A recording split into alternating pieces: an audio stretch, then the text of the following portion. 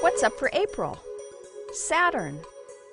Hello and welcome. I'm Jane Houston Jones at NASA's Jet Propulsion Laboratory in Pasadena, California. Saturn reaches opposition on April 4th. This is when Saturn and the Sun are on opposite sides of the sky, as seen from Earth. At opposition, the planet rises at sunset and sets at sunrise. It's also physically closest to the Earth in its orbit, so it appears larger and brighter. In fact, this month it's the only bright planet you'll see at night. To find Saturn, look for the Big Dipper. Use the handle to make an arc to the star Arcturus. Then draw a spike to Spica, and you'll see Saturn glowing a pale golden color just above Spica. If you haven't looked at Saturn through a telescope, you're in for a real treat. Last year the rings appeared nearly edge-on, but this year you can actually see them as the ring tilt, from our point of view, approaches 10%.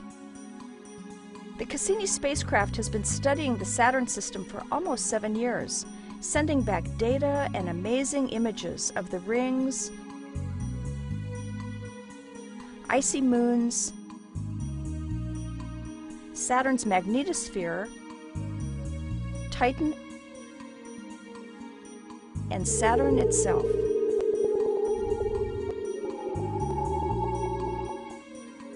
Last year, amateur astronomers turned citizen scientists aimed their astrophotography equipment at Saturn and discovered a new storm.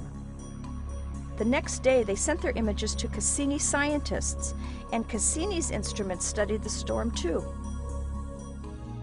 When you look at Saturn through a telescope, you may catch a glimpse of the storm's whitish cloud bands circling the planet. You'll see some of the larger moons and maybe even small, bright Enceladus, but you won't be able to see the spewing geysers on Enceladus. You can read all about Enceladus and other sources of water in our solar system at solarsystem.nasa.gov/YSS for Year of the Solar System.